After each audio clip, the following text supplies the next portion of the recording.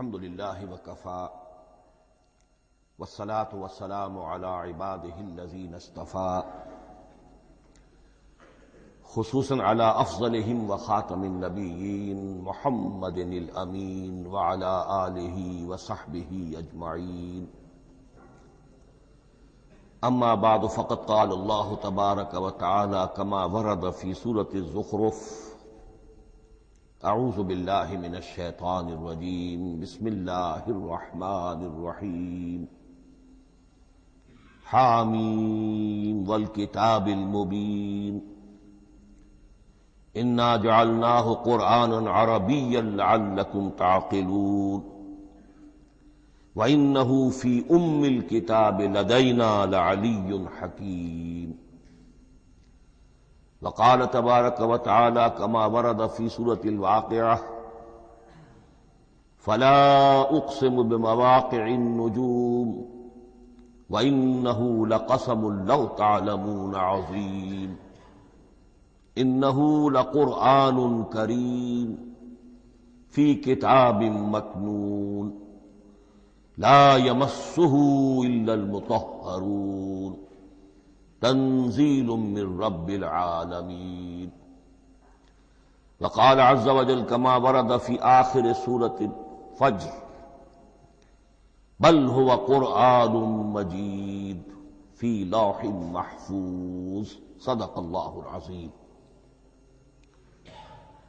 رب اشرح لي صدري ويسر لي امري واحلل عقدة من لساني يفقهوا قولي اللهم ربنا الهمنا رشدنا واعذنا من شرور انفسنا اللهم ارنا الحق حقا وارزقنا اتباعه وارنا الباطل باطلا وارزقنا اجتنابه اللهم ارحمنا بالقرآن العظيم واجعله لنا اماما ونورا وهدى ورحمة اللهم ذكرنا منه ما نسينا وعلمنا منه ما جهلنا وارزقنا تلاوته آناء الليل وآناء النهار واجعله لنا حجة يا رب العالمين آمين۔ آج شعبان معظم کی 28ویں شب ہے اور ہم ماہ رمضان مبارک کے دوران نماز تراویح کے ساتھ دورہ ترجمہ قرآن کی تمہید کے طور پر آج اور کل تعارف قرآن کے ضمن میں بعض چیزوں پر غور کریں گے تاکہ اثناء دورہ ترجمہ قرآن یہ چیزیں آپ کے ذہن میں ایک پس منظر کے طور پر موجود رہیں۔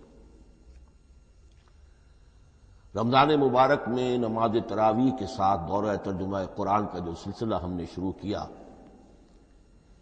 اب اسے 15 برس سے زائد ہو چکے ہیں۔ الحمدللہ کہ اس کا چرچا اب وسیع و عریض پیمانے پر ہو چکا ہے، نہ صرف اندرون ملک بیرون ملک بھی۔ اس دوران میں خود میں نے جہاں تک مجھے یاد پڑتا ہے کم سے کم 6 مرتبہ دورہ ترجمہ قرآن کی تکمیل کی سعادت حاصل کی ہے۔ 2 مرتبہ اس سے قبل کراچی میں، 3 مرتبہ لاہور میں، 1 مرتبہ ملتان میں، 1 مرتبہ ابوظہبی میں۔ اور اس سال جو میں اپنی اب ضعیفی اور اپنے علالت کے باوجود یہ ہمت کر رہا ہوں اس کا ایک خاص سبب ہے، اور وہ یہ کہ اللہ کے فضل و کرم سے بعض صورتیں ایسی پیدا ہوئیں کہ کیبل ٹی وی پر میرے ان دروس قرآن یا دورہ ترجمہ قرآن کے کیسٹ دکھائے گئے بھارت میں، اور وہیں سے یہ درخواست بھی موصول ہوئی کہ ہم چاہتے ہیں کہ اسے سیٹلائٹ پر ٹیلی کاسٹ کرائیں، لیکن اس کے لیے اس کی جو ریکارڈنگ ہے اس کا معیار بہتر ہونا چاہیے۔ تو اس ضرورت کو پورا کرنے کے لیے میں یہ ہمت کر رہا ہوں، اگرچہ اب جو بھی عمر کی سطح ہے ومن نعمرہ ننکسہ فی الخلق، میری یادداشت بھی اتنی شارپ نہیں رہی ہے جتنے پہلی تھی، استحضار جو کراس ریفرنسز کا ہے وہ بھی اب اتنا نہیں ہے جتنا کہ پہلے تھا، اور کبھی کبھی میری زبان لڑکھڑاتی بھی ہے۔ ان تمام معذوریوں کے باوجود اس ایک اہم ضرورت کے تحت میں نے یہ ارادہ کیا۔ میں خود بھی اللہ سے دعا کرتا ہوں، آپ بھی اللہ سے دعا فرمائیں کہ اس ارادے کی تکمیل ہو جائے اور اس سلسلے کو اللہ تعالیٰ اپنے کلام پاک کے پیغام اور علم اور حکمت کی ایک بڑے پیمانے پر پورے عالم انسانیت میں پھیلانے کا ذریعہ بنا دے۔ تعارف قرآن کے ضمن میں سب سے پہلی بات جو سمجھنے کی ہے وہ یہ کہ قرآن مجید کے بارے میں ہمارا اجمالی عقیدہ کیا ہے۔ یہ 3 جملوں پر مشتمل ہو سکتا ہے۔ ہمارے نزدیک قرآن اللہ کا کلام ہے جو محمد الرسول اللہ صلی اللہ علیہ وسلم پر نازل ہوا، اور تیسرے یہ کہ یہ مکمل محفوظ شکل میں موجود ہے بن و عن، اس میں نہ کوئی تحریف ہوئی ہے نہ کوئی تبدیلی ہوئی ہے۔ یہ کم سے کم 3 اجزاء ہیں ہمارے عقیدے کے قرآن مجید کے بارے میں۔ لیکن اب اس کی کچھ علمی توضیحات۔ سب سے پہلے یہ کہ کلام ہونا، اس کا اللہ کا کلام ہونا، اس لیے کہ آپ کے علم میں ہے یہ تورات جو حضرت موسیٰ علیہ السلام کو دی گئی تھی وہ لکھی ہوئی شکل میں پتھر کی تختیوں پر لکھی ہوئی صورت میں دی گئی تھی، اور قرآن مجید کی تنزیل جو محمد رسول اللہ صلی اللہ علیہ وسلم پر ہوئی ہے وہ ایک مختلف صورت میں ہوئی ہے۔ اس کو قرآن مجید خود اللہ کا کلام قرار دیتا ہے۔ چنانچہ سورہ توبہ کی آیت ہے، آیت نمبر 6، وَإِنْ أَحَدٌ مِّنَ الْمُشْرِكِينَ اسْتَجَارَكَ فَأَجِرْهُ حَتَّى يَسْمَعَ كَلَامَ اللَّهِ ثُمَّ أَبْلِغْهُ مَأْمَنَهُ۔ جب ہجرت کے 9ویں سال آخری وارننگ دی گئی تھی مشرکین عرب کو کہ اب صرف تمہیں چند مہینے کی مہلت دی جا رہی ہے، اس دوران میں آخری فیصلہ کر لو اسلام قبول کرنا ہے یا نہیں، اس لیے کہ اس کے بعد مشرکین عرب کے لیے کوئی رعایت نہیں ہوگی، جو لوگ اسلام قبول نہیں کریں گے انہیں تہہ تیغ کر دیا جائے گا۔ فَإِذَا انْسَلَخَ الْأَشْهُرُ الْحُرُمُ فَاقْتُلُوا الْمُشْرِكِينَ حَيْثُ وَجَدتُّمُوهُمْ۔ جب یہ مہلت ختم ہو جائے تو ان مشرکین کا قتل عام کرو۔ اس کی وضاحت پھر جب سورہ توبہ ہم پڑھیں گے تو اس وقت یقیناً ذہن میں کچھ اشکالات آئیں گے، لیکن اس وقت اس ضمن میں تفصیلی بحث کا موقع نہیں۔ اب اس میں ایک استثناء رکھا گیا کہ ایک مشرک ہے، وہ چاہتا ہے کہ اتنا بڑا چیلنج جو ہمیں دے دیا گیا تو ہمیں موقع دیا جائے کہ ہم آئیں، آپ کے پاس بیٹھیں، کچھ دن رہیں، اللہ کا کلام سنیں، آپ کیا بات منوانا چاہتے ہیں، اس کے لیے کیا دلائل ہیں، اس کو اچھی طرح سمجھیں، اس کا ہمیں موقع ہونا چاہیے۔ اس کے لیے یہ آیت نازل ہوئی کہ وَإِنْ أَحَدٌ مِّنَ الْمُشْرِكِينَ اسْتَجَارَكَ، اے نبی اگر ان مشرکین میں سے کوئی شخص آپ سے پناہ طلب کرے فَأَجِرْهُ، اسے پناہ دیجئے، حَتَّى يَسْمَعَ كَلَامَ اللَّهِ، یہاں تک کہ وہ اللہ کا کلام سن لے۔ ثُمَّ أَبْلِغْهُ مَأْمَنًا، پھر یہ بھی نہیں کہ اسی وقت اسے کہا جائے کہ تم مانتے ہو یا نہیں مانتے، نہیں، پھر اسے اس کے امن کے مقام پر پہنچا دو۔ یہ جو آیت ہے اس میں لفظ کلیئر آ گیا کہ قرآن مجید اللہ کا کلام ہے۔ لیکن اب اسی تل کے اوٹ میں پہاڑ والا مسئلہ ہے، ٹپ آف آئس برگ، اس کے نیچے وہ کتنا بڑا تودہ ہوتا ہے۔ کلام جو ہے اللہ تعالیٰ کی صفت ہے، اور یہ بڑا مسئلہ گہرا ہے، اور علم کلام کا ایک بڑا پیچیدہ مسئلہ ہے کہ ذات باری تعالیٰ اور اس کی صفات کے مابین کیا ربط و تعلق ہے۔ آیا صفات ذات کا جز ہیں، جزو لا ینفک ہیں، حصہ ہے، یا کچھ زائد بر ذات، جس کو علامہ اقبال نے ایک جگہ کہا ہے صفات ذات حق، حق سے جدا یا عین ذات۔ یہ ہمارے علم کلام کا ایک بڑا پیچیدہ مسئلہ ہے، لیکن یہ کہ اس میں متکلمین کا جو تقریباً اجماعی فیصلہ ہے وہ دو لفظوں میں آتا لا عین ولا غیر. اللہ کی صفات نہ تو اس کی ذات کا عین ہے نہ اس کی ذات سے غیر ہے. بہت پیچیدہ شکل ہے، اور یہ بھی اس وقت کا میرا موضوع نہیں ہے، میں صرف کسی اور موضوع کے لیے صرف حوالے دے رہا ہوں. بہرحال قرآن مجید کا جو تعلق ہے ذات باری تعالیٰ کے ساتھ، وہ اس مسئلے سے بخوبی واضح ہو جاتا ہے کہ چونکہ یہ اللہ تعالیٰ کی صفت ہے، اور صفت کو ہم یہ نہیں کہہ سکتے کہ وہ ذات باری تعالیٰ سے جدا ہے، یہ بھی نہیں کہہ سکتے کہ اس کی ذات کا جزو لا ینفک ہے. کچھ اسی طرح کا تعلق ہے قرآن مجید کا ذات باری تعالیٰ کے ساتھ. لیکن یہ مسئلہ قرآن مجید میں خود بیان ہوا، اور سورہ حشر کی آیت میں تو یہ فرمایا گیا، اللہ تعالیٰ نے اپنے اس کلام کی عظمت کو یوں بیان کیا، وہ عظمت کما ہیا، جیسے کہ وہ فی الواقع ہے، اور جس کا کہ گویا کہ پورا ادراک ہمارے لیے اپنی بہت سی محدودیتوں کی وجہ سے ممکن نہیں ہے. لیکن ایک تمثیل کے پیرائے میں سمجھایا، لو انزلنا ھذا القرآن علی جبل لرأیتہ خاشعا متصدعا من خشیۃ اللہ وتلک الامثال نضربها للناس لعلهم یتفکرون. اگر ہم نے اس قرآن کو کسی پہاڑ پر اتار دیا ہوتا تو تم دیکھتے کہ وہ دب جاتا اور پھٹ جاتا اللہ کے خوف سے. اور یہ مثالیں ہیں جو ہم لوگوں کے لیے بیان کرتے ہیں تاکہ وہ غور کریں، تدبر کریں، سمجھیں. ما لا یدرک کلہ لا یترک کلہ، اگرچہ بتمام و کمال عظمت قرآن کا فہم ان کے لیے ممکن نہیں ہے، لیکن کسی درجے میں تو کچھ انعکاس اس کا ہو جائے، کچھ اندازہ ہو جائے، انسان اپنی ذہنی سطح کے اعتبار سے اس کی مناسبت سے کسی درجے میں عظمت قرآن کا اندازہ کر لے تو اللہ تعالیٰ کے ان الفاظ کو سامنے رکھے کہ لو انزلنا ھذا القرآن علی جبل لرأیتہ خاشعا متصدعا من خشیۃ اللہ. اب اس آیت کو سمجھنے کے لیے سورہ اعراف کی آیت نمبر 143 کو سمجھنا ہوگا، اسی اصول کے تحت کہ القرآن یفسر بعضہ بعضا، قرآن کا ایک حصہ دوسرے حصے کی تشریح کرتا ہے.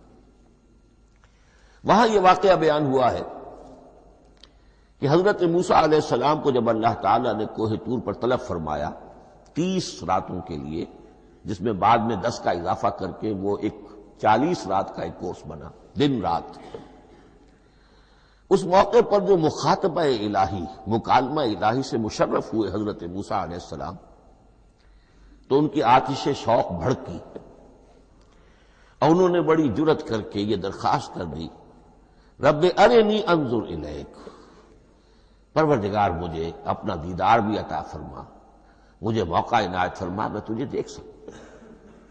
یہ ان کی وہ آتش شوق کا مسئلہ ہے. لیکن جواب کیا ملا؟ لن ترانی، تو مجھے ہرگز نہیں دیکھ سکتے. ولکن انظر الی الجبل فإن استقر مکانہ فسوف ترانی. لیکن ظاہر بات ہے کہ حضرت موسیٰ علیہ السلام کو بات سمجھانے کے لیے کچھ مشاہدہ بھی کرانا تھا. فرمایا تم مجھے نہیں دیکھ سکتے، البتہ اس سامنے کے پہاڑ پر نگاہ جماؤ، ہم اس پر اپنی ایک تجلی ڈالیں گے. یہ اگلی الفاظ کے اندر وضاحت ہے، میں یہاں پہلے سے بیان کر رہا ہوں سمجھانے کے لیے. اگر وہ پہاڑ ہماری اس تجلی کو، تجلی کسے کہتے ہیں؟ جلا، روشنی. تو اللہ تعالیٰ کی طرف سے کوئی خاص اس کے نور کا جب پرتو ہوتا ہے کسی شے پر تو وہ اس کی تجلی ہے. ہم اپنی ایک تجلی اس پہاڑ پر ڈالیں گے، اگر وہ اس کو جھیل جائے، اپنی جگہ کھڑا رہ جائے، تو تم سمجھنا کہ شاید تم بھی ہمیں دیکھ سکو. فلما تجلی ربہ للجبل، اب یہاں وہ لفظ آ گیا، جب اللہ نے تجلی اپنی پہاڑ پر ڈالی، جعلہ دکا وخر موسیٰ صعقا، وہ پہاڑ ریزہ ریزہ ہو گیا اور حضرت موسیٰ بے ہوش ہو کر گر گئے. اب یہ بے ہوش ہو کر گر جانا، جبکہ وہ تجلی براہ راست بھی نہیں ہے، بالواسطہ ہے. مشاہدہ جو کر رہے حضرت موسیٰ وہ بالواسطہ ہے، تجلی پہاڑ پر ہے. لیکن یہ کہ اس کا بھی بالواسطہ اس کا جو ہوا ہے، اس کی جو تاثیر ہوئی حضرت موسیٰ علیہ السلام پر کہ وہ اس کی تاب نہ لا سکے اور بے ہوش ہو کر گر گئے۔ یہاں سے یہ بات سمجھ میں آتی ہے کہ یہ تجلی ذات باری تعالی تھی جس نے کوہ طور کو جلا کر بھسم کر دیا یا ٹکڑے ٹکڑے کر دیا، ریزہ ریزہ کر دیا۔ اب ذات الہی کے ساتھ جو تعلق ہے کلام الہی کا، اور یہ صفت جو لا عین ولا غیر کے درجے میں ہے ذات کے ساتھ، تو وہی تاثیر اس کلام الہی کی بھی ہے۔ لو انزلنا هذا القرآن على جبل لرأيته خاشعا متصدعا من خشية الله وتلك الامثال نضربها للناس لعلهم يتفكرون۔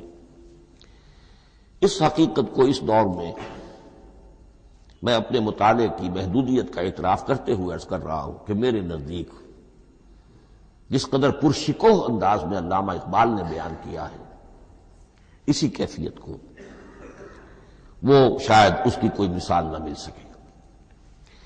فاش گویم آنچ در دل مزمرست، یہ کتابیں نیست چیزیں دیگر است۔ میں صاف ہی کہہ دیتا ہوں جو میرے دل میں چھپی ہوئی بات ہے۔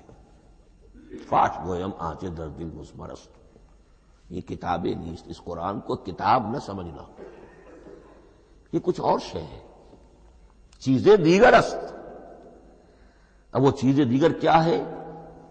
وہی جو میں نے عرض کیا، ذات باری تعالی اور کلام کا صفت باری تعالی ہونا، اس کے بنا پر جو مناسبت ہے، جو قرب ہے، جو مشابہت ہے۔ مثل حق پنہاؤ ہم پیداستو، زندہ و پائندہ و گویاستو۔ اس کلام میں اللہ تعالی کی ساری صفات کا انعکاس موجود ہے۔ یہ بات ویسے بھی سمجھ میں آتی ہے، کوئی شخص ذرا گفتگو کرے، چند جملے جب وہ ادا کرے گا اپنی زبان سے تو معلوم ہو جائے گا کہ اس کے فہم کا، اس کی دانش کا، اس کے مطالعے کا حدود اربع کیا ہے اور اس کے ذہن کی سطح کیا، سمجھ میں آ جائے گی بات۔ اس لیے کہ کلام جو ہے وہ متکلم کی پوری شخصیت کی عکاسی کر رہا ہوتا۔ تانت بازی راگ پایا، چند جملے کسی نے کہا، پتہ چل گیا کہ یہ کس سطح کے آدمی ہیں، علمی اعتبار سے، معلوماتی اعتبار سے، تہذیبی اعتبار سے، کلچرڈ ہیں یا نہیں ہیں۔ یہ ساری باتیں چند جملوں میں واضح ہو جائیں گی۔ تو اللہ تعالیٰ کی بھی جملہ صفات کا عکس اس قرآن میں موجود ہے۔ ان میں سے جن چند چیزوں کا ذکر علامہ نے شعر میں کیا، وہ جو سورہ حدید کی آیت ہے، هو الاول والآخر والظاہر والباطن، اللہ الظاہر بھی ہے الباطن بھی ہے، اتنا ظاہر کہ اس سے زیادہ ظاہر کوئی شے نہیں اور اتنا باطن کہ اس سے زیادہ چھپی ہوئی کوئی شے نہیں۔ اسی لیے حضور سے جو منقول ہیں الفاظ کہ پروردگار انت الظاہر فلیس فوقک شیء وانت الباطن فلیس دونک شیء، یہی کیفیت قرآن کی ہے۔ مثل حق پنہاں ہم پیداستو، پنہاں بھی ہے ظاہر بھی ہے، جیسے ذات باری تعالی اور جیسے اللہ تعالیٰ کی شان ہے جو آیت الکرسی کے شروع میں آئی، الحی القیوم۔ مثل حق پنہاؤ ہم پیداستو، زندہ ہو پائندہ ہو گویاستو۔ یہ قرآن جو ہے اللہ تعالیٰ کی صفات کا ایک عکس اپنے اندر رکھتا ہے۔ اس سے ذرا آگے چلیے، کلام کے بارے میں۔ اب کلام الہی ظاہر بات ہے کہ صفت ہے اور صفت قدیم ہے، اللہ کی صفات حادث نہیں ہے، اللہ کی ذات بھی قدیم ہمیشہ سے ہے اور اس کی صفات بھی قدیم ہمیشہ سے۔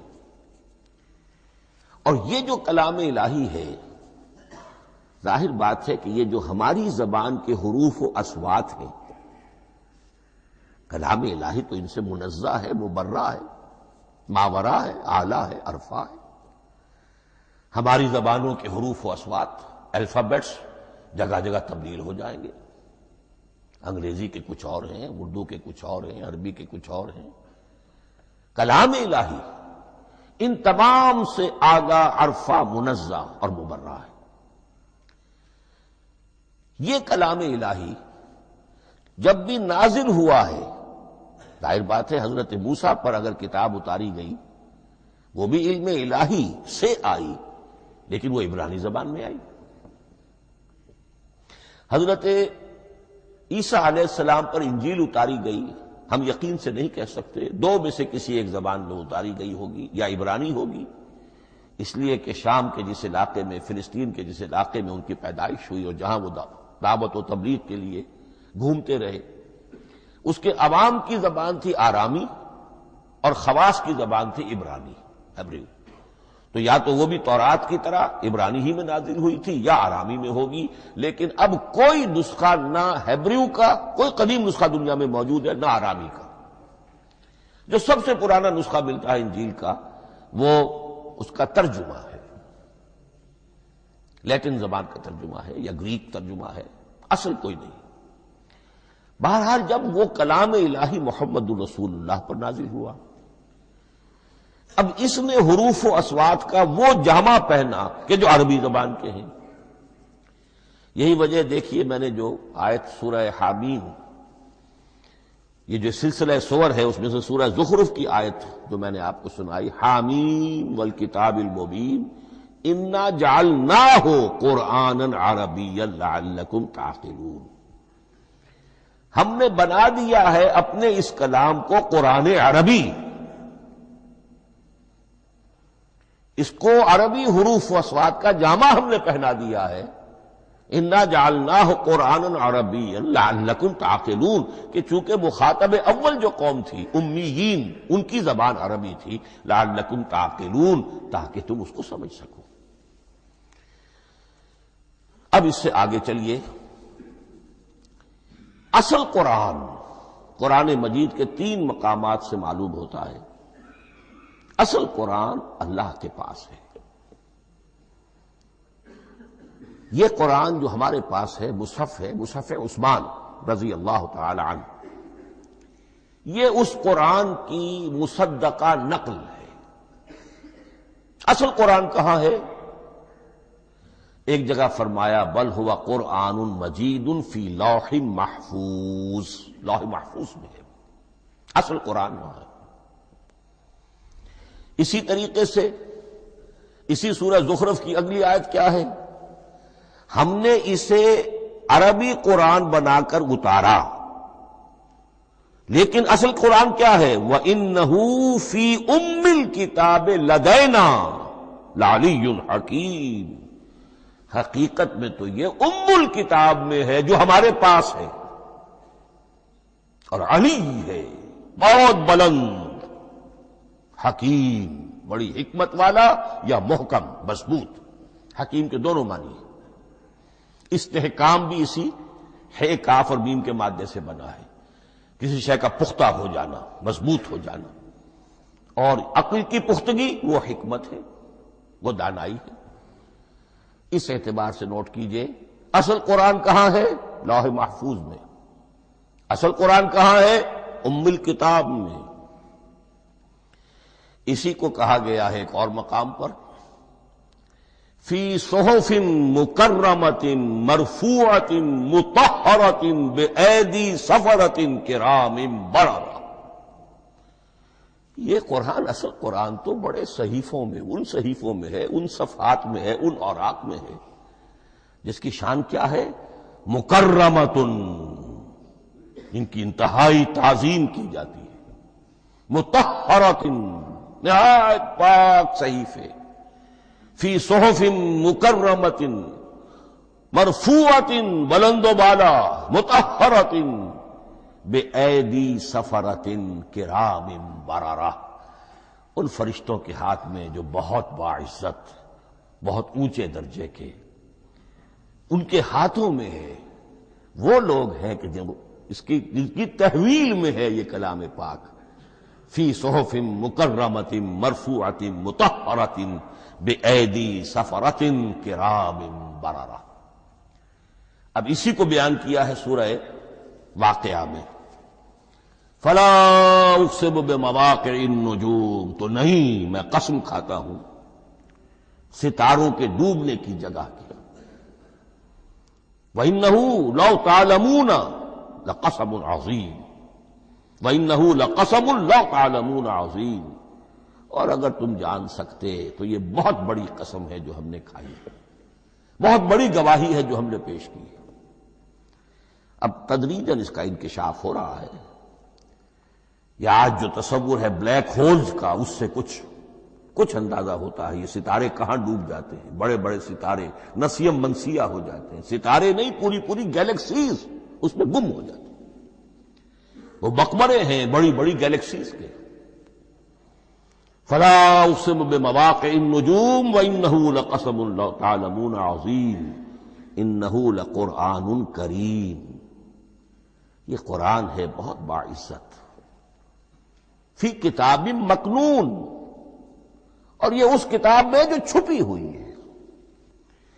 یہ لؤلؤ مکنون کا لفظ آتا ہے قرآن مجید میں، جیسے موتی ہوتے ہیں انہیں چھپا کر رکھا جاتا ہے ڈبیوں میں، مخملی ڈبیوں کے اندر موتیوں کو، اسی طریقے سے فی کتاب مکنون لا یمسہ الا المطہرون، وہ صحیفے بھی بہت مطہرہ تھے اور ان کو چھو نہیں سکتے مگر وہی جو انتہائی پاک ہیں، ملائکہ مقربین، جن کے قریب سے بھی ہو کر معصیت یا گناہ کا کوئی تصور تک نہیں گزر سکتا، وہ ہیں جو اس کو چھوتے ہیں، ان کے ہاتھوں میں ہے، ان کی تحویل میں ہے۔ یہ ہے وہ چیزیں کہ جس سے اندازہ ہوا کہ اصل قرآن کہاں ہے۔ یہ جو ہمارے پاس ہے در حقیقت یہ نقل مطابق اصل ہے، مصدقہ نقل ہے۔ اب اس میں آپ سے عرض کر دوں کہ ایک بہت خوبصورت بات ہمیں جو ملتی ہے، تورات میں جو استثناء، جو صفر استثناء ہے ڈیوٹرانومی، اس کے 18ویں باب میں 18ویں اور 19ویں آیات جو ہیں اس میں ذکر موجود ہے، میں ان کے لیے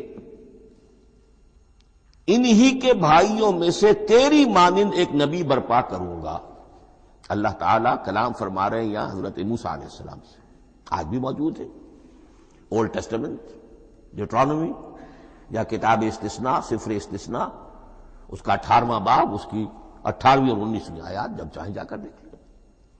میں ان کے لیے ان کے بھائیوں ہی میں سے تیری مانند ایک رسول اٹھاؤں گا، میں ان کے لیے انہی کے بھائیوں میں سے تیری مانند ایک نبی برپا کروں گا اور اپنا کلام اس کے منہ میں ڈالوں گا، اور جو کچھ میں اس سے کہوں گا وہی وہ ان سے کہے گا۔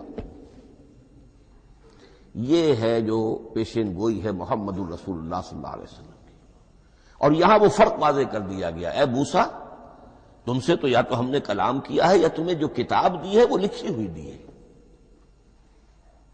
لیکن جو نبی تیری ہی مانند میں برپا کروں گا۔ اب اس میں بھی نوٹ کرنے کی بات ہے کہ حضرت موسیٰ کے مشابہ نبی اکرم صلی اللہ علیہ وسلم کے سوا کوئی نبی نہیں۔ صاحب کتاب وہ بھی تھے، صاحب کتاب محمد بھی ہے، صاحب امت وہ بھی تھے، اور صاحب امت محمد رسول اللہ تیری مانند۔ صاحب شریعت، حضرت عیسیٰ صاحب شریعت نہیں تھے، شریعت موسوی ہی کو نافذ کرنے کے لیے آئے تھے، ان کی حیثیت دین موسوی کے مجدد کی تھی۔ ویسے نبی تھے، اللہ کے فضل و کرم سے نبی تھے، اس میں کوئی شک نہیں، رسول تھے، لیکن یہ کہ ان کے کام کی نوعیت کیا تھی، اس لیے کہ کوئی نئی شریعت لے کر نہیں آئے۔ اب بھی انجیل میں الفاظ موجود ہیں، don't think I have come to destroy law, the mosaic law جسے یہ کہتے ہیں، شریعت موسوی، وہ تم پر نافذ رہے گی، تم اس کی پابندی کرو گے، چونکہ صاحب شریعت رسول یا موسیٰ یا محمد صلی اللہ علیہ وسلم علیہ الصلوۃ والسلام۔ تو میں ان کے بھائیوں میں سے، اب بھائی کون ہوں گے؟ ظاہر بات ہے بنی اسرائیل، ان کے کزنز کون ہیں؟ بنی اسماعیل۔ بنی اسرائیل تو جو بھی نبی ہے وہ انہی میں سے ہے، ان کے بھائیوں میں سے، تو بھائی تو ہوگا، ان کا کزن ہوگا، اب وہ کون ہے؟ بنی اسماعیل۔ آپ نے ابھی سنا ہوگا جب پیس ٹریٹی ہوئی تھی اور کلنٹن صاحب آئے تھے، اور وہاں جب شاہ حسین جو ہیں اردن کے وہ بھی آئے اور بغل گیر ہوئے تھے، اسرائیل کے وزیر اعظم تھے، تو اس وقت یہ لفظ استعمال کیا تھا صدر کلنٹن نے کہ آپ لوگ تو آپس میں کزنز ہیں، لفظ کزن استعمال کیا تھا۔ تو ان کے بھائیوں میں سے گویا کہ غیر اسرائیلی جو ان کے قریب ترین قرابت دار ہوں گے وہ بنو اسماعیل ہیں. تیرے مانند صاحب شریعت نبی میں برپا کروں گا، لیکن اس پر جو میرا کلام اترے گا وہ کس شکل میں اترے گا؟ میں اپنا کلام اس کے منہ میں ڈالوں گا اور پھر وہ جو کچھ کہے گا وہ وہی کہے گا جو میں نے کہا ہے. اب اس کے حوالے سے ایک بہت اہم بات سمجھ لیجئے، اور قرآن مجید کے دو اہم مقامات کی وضاحت اس سے ہو جائے گی. یہ کلام اللہ، قرآن مجید میں اس کو قول جبرائیل بھی کہا گیا ہے.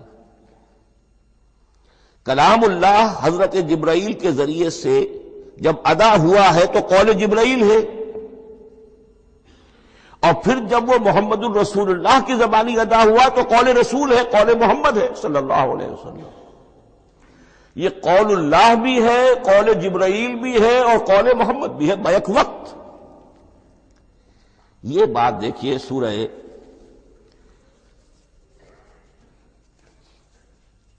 اذا السماء انفجرت، اس میں یہ سورت جو الفاظ آئے ہیں انہ لقول رسول کریم، سورت تکویر اذا الشمس کورت، انہ لقول رسول کریم ذی قوت عند ذی العرش مکین مطاع ثم امین وما صاحبکم بمجنون. یہ یہاں پر حضرت جبرائیل کا ذکر ہو رہا ہے. وما ہوا بقول شیطان الرجیم، محمد تک اس قرآن کو لانے والا تو وہ بلند پائے کا فرشتہ ہے، یہ کوئی شیطان رجیم نہیں ہے. اس لیے کہ مکے والوں نے کہہ دیا تھا ہو سکتا ہے کوئی بدروح آئی ہو محمد پر، اور اس بدروح نے کوئی الٹی سیدھی بات سکھا دی ہو. نہیں، انہ لقول رسول کریم، یہاں رسول کریم کون ہے؟ حضرت جبرائیل. انہ لقول رسول کریم ذی قوت عند ذی العرش مکین، بڑی قوت والا اور جس کا بڑا اونچا مقام اور مرتبہ ہے عرش والے کے قریب. ذی قوت عند ذی العرش مکین مطاع ثم امین، وہ فرشتوں کے مطاع ہیں، فرشتے ان کی اطاعت کرتے ہیں، فرشتوں کے سردار ہیں، اور پھر ساتھ ہی پورے امین ہیں. جبرائیل امین یہ ہم لفظ استعمال کرتے ہیں. اور اس کے بعد آگے جا کے فرمایا وما ہوا بقول شیطان الرجیم، یہ کسی شیطان رجیم کا قول نہیں ہے. اب یہاں اس سورہ تکویر میں قرآن کو قول جبرائیل قرار دیا گیا. لیکن سورۃ الحاقہ میں چلیے، اس کے آخر میں آتا ہے انہ لقول رسول کریم وما ہوا بقول شاعر قلیلا ما تؤمنون ولا بقول کاہن قلیلا ما تذکرون تنزیل من رب العالمین. یہاں اب رسول کریم سے مراد محمد الرسول اللہ صلی اللہ علیہ وسلم. یہ کسی شاعر کا قول نہیں ہے، کسی کاہن کا قول نہیں ہے، یعنی جس کے زبانی یہ قرآن لوگوں کے سامنے آ رہا ہے. جبرائیل کا قول ہو کر تو محمد پر نازل ہوا صلی اللہ علیہ وسلم، لیکن اب لوگوں کے سامنے وہ قول محمد بن کر آ رہا. انہ لقول رسول کریم وما ہوا بقول شاعر قلیلا ما تؤمنون ولا بقول کاہن قلیلا ما تذکرون تنزیل من رب العالمین. تو قرآن مجید کلام اللہ ہے، پھر وہ قول جبرائیل بنا جب جبرائیل نے آ کر محمد کو سنایا، اور پھر وہ قول محمد بنا جب محمد کی زبان مبارک سے لوگوں نے اسے سنا، اہل عرب نے سنا، اور پھر وہ بات پھیلتی چلی گئی. اب آخری بحث اس موضوع پر جو ہے وہ یہ ہے، کلام الہی کی 3 صورتیں ہیں جو قرآن مجید میں سورہ شورى کی آیت نمبر 51 میں بیان ہوئی ہے. وما كان لبشر ان يكلمه اللہ، کسی بشر، کسی انسان کی یہ حیثیت نہیں ہے، مقام نہیں ہے کہ اللہ اس سے کلام کرے. یہ نہیں کہا کہ اللہ کے لیے ممکن نہیں ہے، نہیں، اللہ کے لیے تو ہر شے ممکن ہے، لیکن کسی بشر کا یہ مقام نہیں ہے کہ اللہ اس سے کلام کرے. مخلوق ہے، بشر ہے. ما کان لبشر ان یکلمہ اللہ الا اب 3 شکلیں آئیں، الا وحیا او من وراء حجاب او یرسل رسولا فیوحی باذنہ ما یشاء انہ علی حکیم. 3 صورتیں ہیں کلام الہی کی. یا تو براہ راست اللہ وحی کرتا ہے بغیر کسی فرشتے کی درمیان میں ذریعہ بنائے ہوئے، اسی کا نام الہام ہے، اسی کا نام تحدیث ہے۔ یہ غیر نبی کے ساتھ بھی ہوتا ہے۔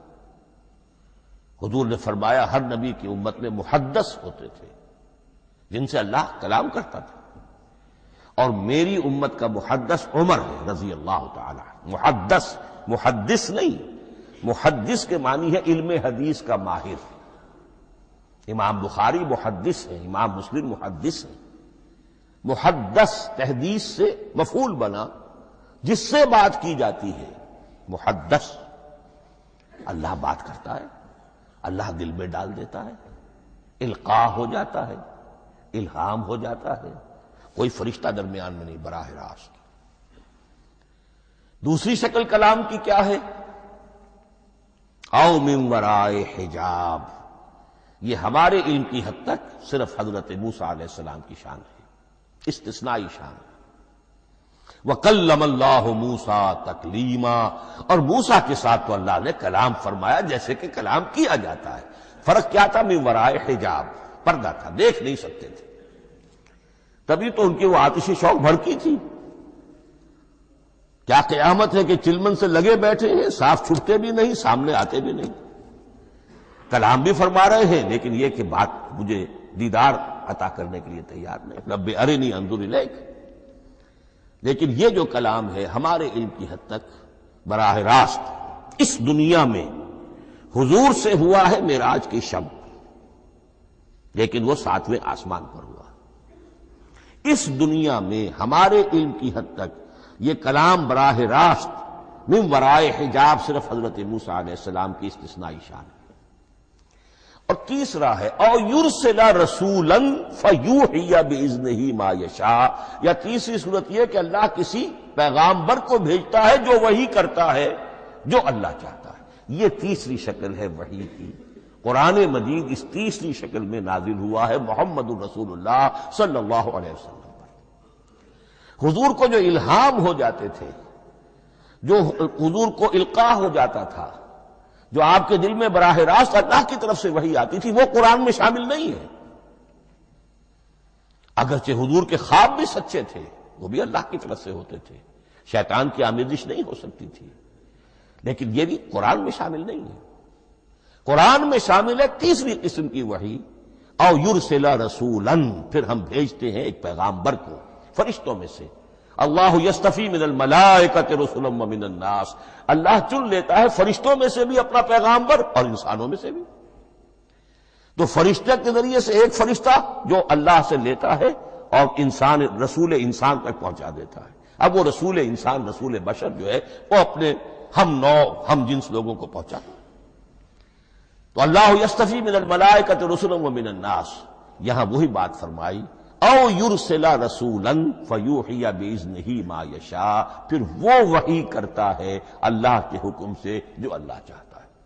یہ کلام الہی کی یہ تیسری شکل ہے جو محمد الرسول اللہ صلی اللہ علیہ وسلم پر نازل ہوا، اور وہ ہے قرآن حکیم۔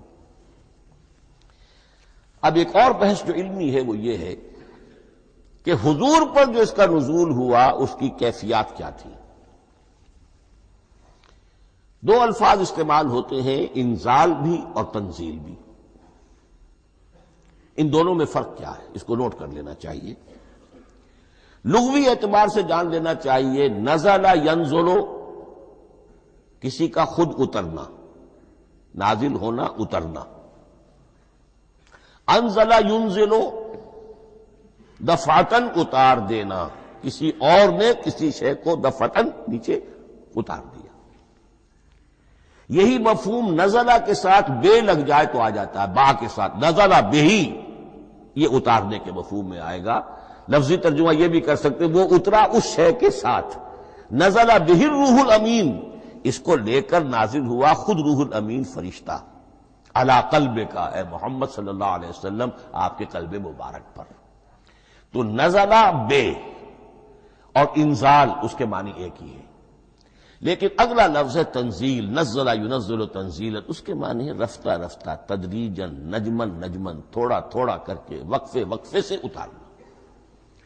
جیسے عربی میں اعلام کہیں گے، کسی کو کچھ بتا دینا، باخبر کر دینا، مطلع کر دینا، بھائی مطلع کر دیا میں نے، اب تم جانو تمہارا کام، یہ اعلام کہلائے گا۔ تعلیم کسے کہتے ہیں؟ سکھانا، درجہ بدرجہ، دیکھنا اس کی استعداد کیا ہے، آج یہ کیا بات سمجھ سکتا ہے، میں اتنے ہی درجے تک سمجھاؤں، اب کل میں اسے مزید سمجھاؤں گا، پرسوں مزید سمجھاؤں گا، یہ درجہ بدرجہ کسی شے کو سمجھانا، یہ تعلیم ہے۔ تو انزل ینزل انزالا، یہ ہے اتار دینا دفعتاً، اور نزل ینزل تنزیلا، یہ ہے تدریجاً اتارنا۔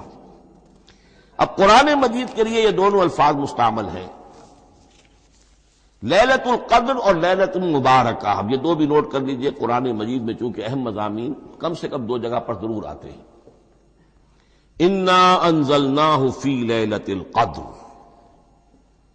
یہاں انزلنا ہے، نزلنا نہیں ہے، انزلنا ہے، ہم نے اتارا اس کو لیلۃ القدر میں۔ اور باقی صورت تو آپ کو یاد ہوگی، وما ادراک ما لیلۃ القدر، لیلۃ القدر خیر من الف شہر، تنزل الملائکۃ والروح فیہا باذن ربہم من کل امر، سلام ہی حتی مطلع الفجر۔ لیکن یہ اہم مضمون قرآن مجید میں دوسری جگہ بھی ہے، سورہ دخان کے شروع میں فرمایا حامیم والکتاب المبین انا انزلناہ فی لیلۃ مبارکۃ انا کنا منذرین فیہا یفرق کل امر حکیم امرا من عندنا انا کنا مرسلین رحمتا من ربک انہ هو السمیع العلیم۔ یہ لیلۃ المبارکہ ہے، ایک ہی ہے، لیلۃ القدر اور لیلۃ المبارکہ، ان دونوں کے لیے وہی انزلنا کا لفظ آیا۔ لیکن یہ کہ سابقہ کتابوں کے اعتبار سے قرآن مجید کا فرق واضح کیا گیا ہے، مثلا سورہ نساء کی آیت نمبر 136 بہت نمایاں ہے، بہت نمایاں۔ وہاں فرمایا گیا یا ایھا الذین آمنوا آمنوا باللہ ورسولہ والکتاب الذی نزل علی رسولہ والکتاب الذی انزل من قبل۔ اے ایمان کے دعوے دارو، حقیقتاً ایمان لاؤ، ایسے ایمان لاؤ جیسے ایمان لانے کا حق ہے، اللہ پر بھی اور اس کے رسول پر بھی، اور اس کتاب پر بھی جو اللہ نے اپنے رسول پر نازل فرمائی، اور اس کتاب پر بھی جو اللہ نے پہلے نازل فرمائی۔ لیکن نازل کے لیے یہاں آیا حضور کے لیے والکتاب الذی نزل علی رسولہ، تنزیل کی شکل میں، اور تورات کے لیے والکتاب الذی انزل من قبل، وہ تو دفعۃ واحداً لکھی ہوئی تختیوں کی شکل میں حضرت موسیٰ علیہ السلام کو دے دی گئی تھی۔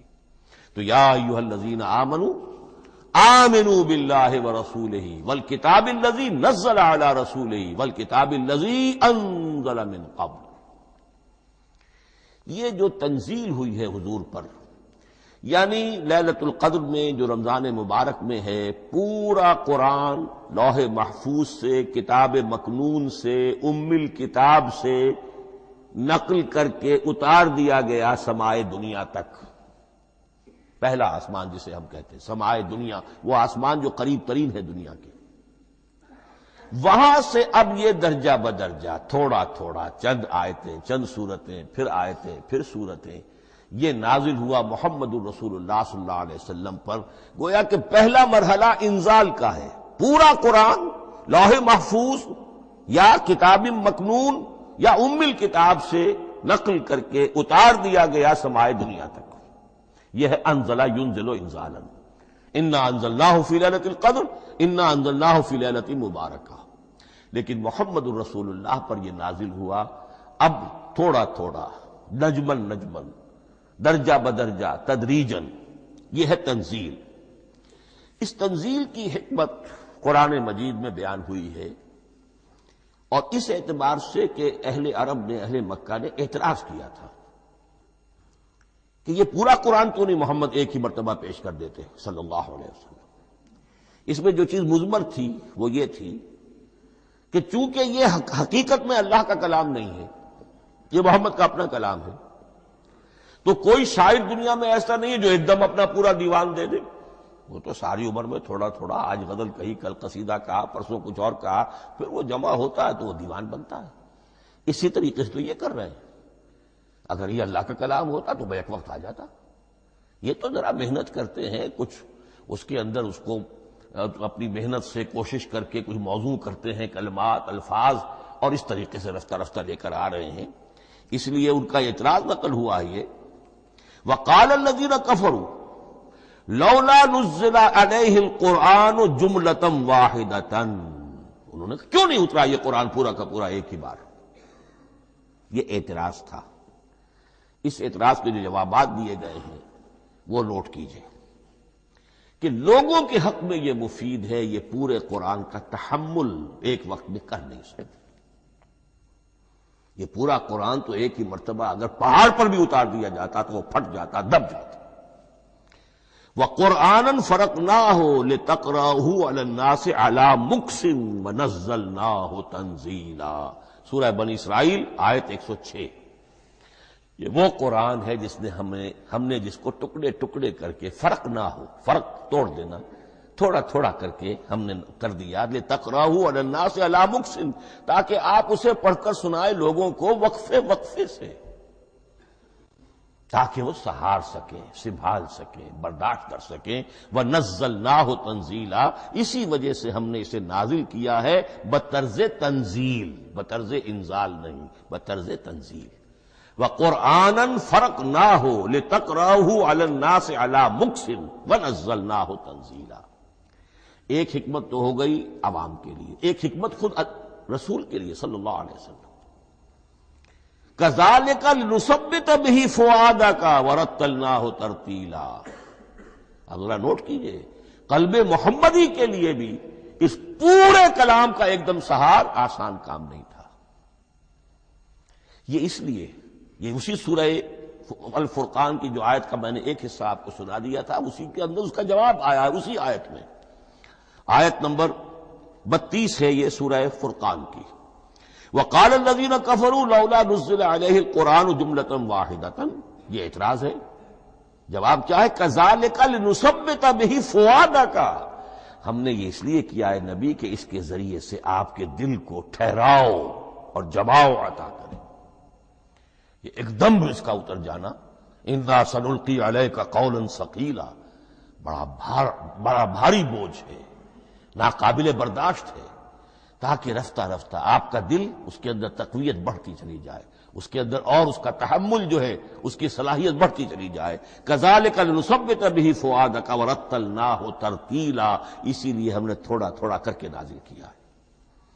ولا یاتونک بمثل الا جئناک بالحق واحسن تفسیرا، ساتھ ہی فرمایا کہ یہ لوگ جو بھی اعتراض کریں گے ہم اس کا جواب بھی اور بہترین تعویل بھی آپ کو دے دیں گے۔ اب اگلی بحث یہ ہے، یہ قرآن کب اور کہاں نازل ہوا؟ یہ عام معلوماتی شے ہے، اس میں کوئی پیچیدگی نہیں ہے، لیکن اس کی اہمیت ہے، بہت ضروری ہے۔ وہ میں انشاءاللہ اگلی بحث میں جبکہ قرآن کے سمجھنے کے جو اصول ہیں ان کو بیان کروں گا تو وضاحت سے بات آئے گی۔ یہ کہ یہ عام معلوماتی ایک ہمارے ذہن میں خاکہ رہنا چاہیے، زمان و مکان کا کیا رشتہ ہے قرآن کے ساتھ۔ قرآن نازل کب ہوا؟ ہمارا چونکہ عام طور پر جو معمول ہے، ہم تو جو کرسچن ایرا ہے اس کے حوالے سے ہمارے ذہن کے اندر سارا حساب کتاب ہے، تو سن 610 عیسوی سے لے کر 632 عیسوی تک شمسی حساب سے 22 سالوں میں قرآن نازل ہوا ہے۔ 571 حضور کی ولادت کا سال ہے، 571 عیسوی۔ 610 میں آپ 39 سال کے ہوئے، لیکن قمری حساب سے 40 کے ہو چکے۔ 610 میں قرآن کی تنزیل شروع ہوئی اور 632 میں آپ کا انتقال ہوا۔ 22 برس زمانی اعتبار سے نقشہ ذہن میں رکھیے، اور اسے ہم اگر دوسرے حساب سے کہیں گے تو عام الفیل، وہ جو ابرہہ آیا تھا بیت اللہ کو ڈھانے کے لیے، وہ سال عربوں میں بہت مشہور ہو گیا تھا، اور وہی سال حضور کی ولادت کا ہے، تو عام الفیل ہی میں حضور کی ولادت ہوئی، لہذا 40 عام الفیل میں قرآن مجید کا نزول شروع ہوا، اور 11 ہجری تک یہ 23 برس بنتے ہیں قمری حساب سے۔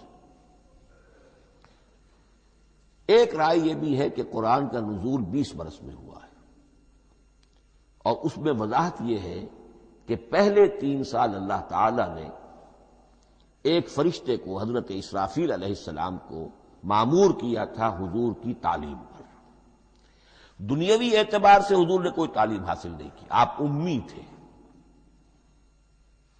آپ نے دنیاوی اعتبار سے کسی کے سامنے زانو تلمس طے نہیں کیا، کہیں کوئی تعلیم حاصل نہیں کی، کہیں کوئی تحصیل علم نہیں کیا، لیکن اللہ تعالیٰ نے علمہ شدید القوا، اللہ تعالیٰ نے جو کچھ انہیں سکھایا ہے، جو علم انہیں عطا کیا ہے، تو ایک روایت یہ ہے کہ 3 برس تک، اور اس کے بعد پھر قرآن نازل ہونا شروع ہوا تو 20 برس تک قرآن نازل ہوا۔ لیکن وہ لوگ بھی مانتے ہیں کہ سورہ علق کی آیتیں نازل ہو چکی تھی، پھر 3 برس کا وقفہ ہے۔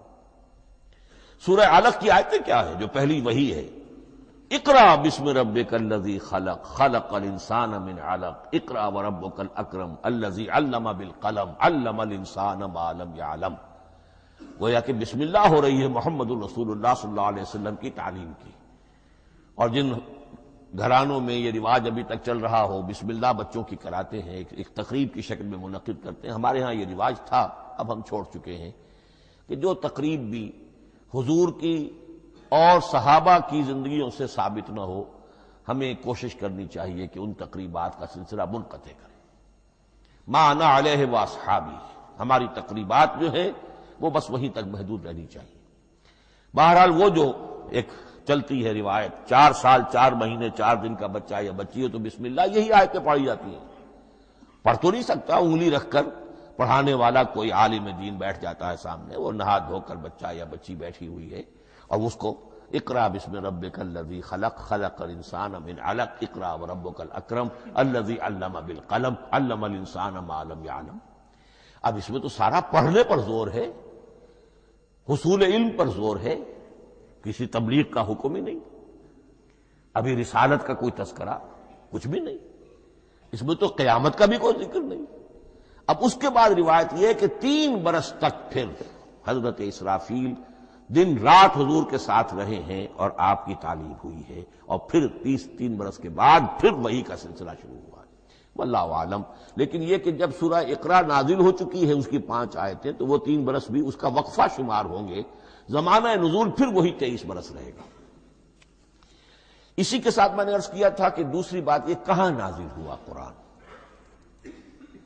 ایک لفظ میں تو یہ سمجھ لیجئے یہ حجاز میں نازل ہوا۔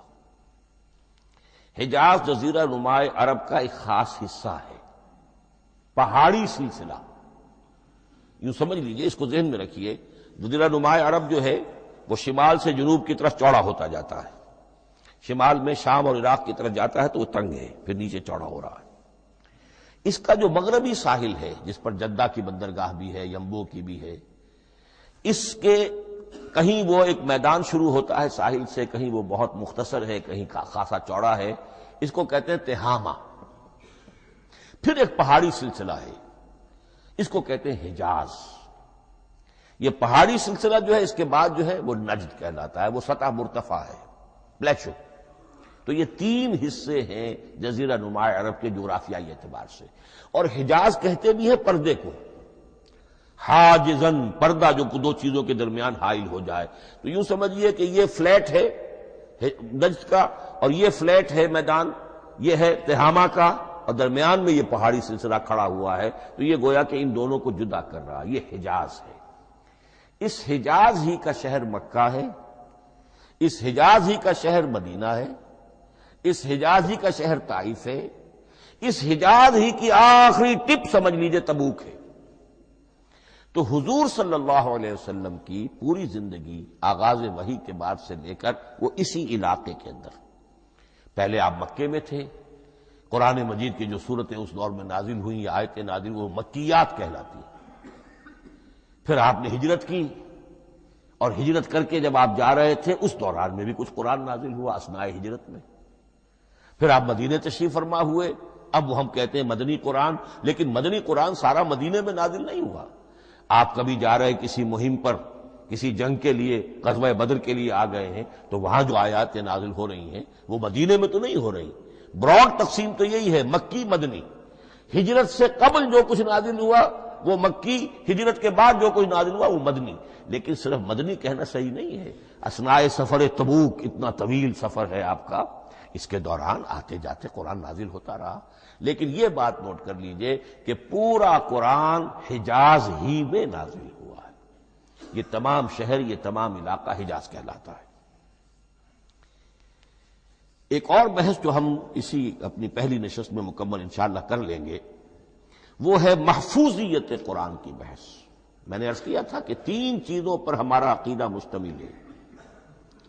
یہ اللہ کا کلام ہے، نمبر 1. نازل ہوا محمد الرسول اللہ پر صلی اللہ علیہ وسلم. اسی لیے ہم نے کلام سے متعلق کچھ مباحث علمی گہرائی میں اتر کر وہ سمجھے. حضور پر اس کے نزول، انزال اور تنزیل کے مختلف مراحل کو سمجھا. اب اس کی محفوظیت کے اعتبار سے واقعہ یہ ہے کہ واحد کتاب ہے پوری دنیا میں، واحد کتاب جس کے بارے میں دشمن بھی تسلیم کرتے ہیں، چاہے وہ اسے اللہ کا کلام نہ مانے، لیکن یہ مانتے ہیں کہ بعین ہی وہ شے جو محمد نے اپنی امت کو دی تھی آج بھی امت کے پاس صحیح موجود ہے. ظاہر بات ہے اگر تو اسے اللہ کا کلام مانے، وہی مانے، تب تو مسلمان ہی ہو گئے. وہ تو یہی کہتے ہیں کہ بہرحال محمد نے چاہے خود لکھا، تصنیف کیا، جو بھی کچھ کیا اس کو چھوڑ دیجئے، لیکن جو شے محمد نے اپنی امت کو دی تھی صلی اللہ علیہ وسلم بعین ہی وہ شے موجود ہے. تو یہ محفوظیت قرآن کی جو ہے، جبکہ کوئی اور دنیا کی کتاب اس کی مدعی ہی نہیں. تورات والوں کا سرے سے یہ دعویٰ ہی نہیں ہے. وہ تورات تو گم ہو گئی تھی نبوکدنضر کے حملے کے وقت، اس کے بعد سے دنیا میں تورات کا وجود نہیں ہے. اور پھر 100 برس کے بعد اپنی یادداشتوں سے مرتب کی ہے یہ تورات جو آج ہمارے سامنے ہے. انجیل کا جیسا کہ میں عرض کر چکا ہوں، کوئی نسخہ جو ہے نہ عبرانی کا موجود ہے نہ آرامی زبان کا ہے. دنیا کی کوئی کتاب نہیں جو دعویٰ کر سکتی ہو. یہ قرآن جو شروع ہوتا ہے ذالک الکتاب لا ریب فیہ، یہ دعویٰ دنیا کی کسی اور کتاب نے خود کیا بھی نہیں. اس کی بھی جس قدر پرشکوہ الفاظ میں علامہ اقبال نے اس کی ترجمانی کی ہے، انہی کا حصہ ہے. حرف اورا ریب نئے، تبدیل نئے، آیش شرمندہ تعویل نئے. اس قرآن کے کسی حرف میں کوئی تحریف ہو جانا نہیں، امکان ہی نہیں، قطعی طور پر. کسی لفظ کا بدل دیا جانا نہیں. حرف اورا ریب نئے، تبدیل نئے، اس میں کسی کا شک پر مبنی ہونا نہیں. آیش شرمندہ تعویل نئے. اس کی آیت کوئی بھی ایسی نہیں جسے تروڑا مروڑا جا سکے. یہ اپنی حفاظت خود کرتی ہے. لا یاتیہ الباطل من بین یدیہ ولا من خلفہ، حامیم السجدہ کی آیت نمبر 42. اس پر باطل حملہ آور ہو ہی نہیں سکتا. انا نحن نزلنا الذکر وانا لہ لحافظون، ہم ہی نے یہ الذکر نازل کیا ہے اور ہم ہی اس کی حفاظت کرنے والے ہیں. جہاں تک پہلے ٹکڑے کا تعلق ہے اس آیت مبارکہ کا، اس میں تو تورات بھی آئے گی. تورات کس نے نازل کی؟ اللہ نے نازل کی. انجیل کس نے نازل کی؟ اللہ نے نازل کی. انا انزلنا التوراۃ فیہا ھدی ونور، یہ سورہ مائدہ میں الفاظ ہیں. انجیل کے بارے میں بھی ہم نے انجیل عطا کی عیسیٰ کو، فیہ ھدی ونور. لیکن یہ کہ انا نحن نزلنا الذکر، اس کو اس قدر تاکید کے ساتھ کہہ کر وانا لہ لحافظون، اور ہم ہی اس کے محافظ ہیں. لیکن اس موضوع پر اہم ترین مقام جو ہے قرآن مجید کا، وہ سورہ قیامہ کی یہ آیات ہے. لا تحرک بہ لسانک لتعجل بہ. جب قرآن نازل ہوتا تھا حضور جلدی جلدی زبان کو حرکت دیتے تھے، یاد کر لیں، مبادا کہیں بھول جاؤ، مبادا کوئی لفظ جو ہے تبدیل ہو جائے. یہ مشقت جو آپ جھیل رہے تھے اس سے اللہ نے روک دیا از راہ شفقت اور محبت. لا تحرک بہ لسانک لتعجل بہ ان علینا جمعہ وقرآنہ، ہمارے ذمے ہے اس کو جمع کر دینا، آپ کے سینے میں جمع کر دیں گے اس کو. اور صرف جمع کرنا نہیں، قرآن ترتیب. قرآن ہوتا ہے پڑھا جاتا ترتیب سے. یعنی ترتیب نزولی، یہ بعد میں ہماری علیحدہ بحث بھی آئے گی کہ ترتیب نزولی اور ہے، ترتیب مصحف اور ہے، یہ ترتیب بھی ہم کروا دیں گے، یہ بھی ہمارے ذمہ ہے۔ ان علینا جمعہ وقرآنہ فاذا قرأناہ فاتبع قرآنہ، پھر جب ہم جس ترتیب سے پھر آپ کو پڑھائیں اسی ترتیب کی پیروی کیجیے۔ یہ جو ہے کہ قرآن کا جمع اور تدوین، یہ بھی اللہ تعالیٰ نے اس کی ضمانت لی، اور اس کی ترتیب بھی اللہ تعالیٰ ہی کی ضمانت سے ہے۔ اس اعتبار سے محفوظیت قرآن کے یہ دونوں پہلو ہمارے سامنے رہنے چاہیے۔ بارک اللہ لی ولکم فی القرآن العظیم ونفعنی وإیاکم بالآیات والذکر الحکیم۔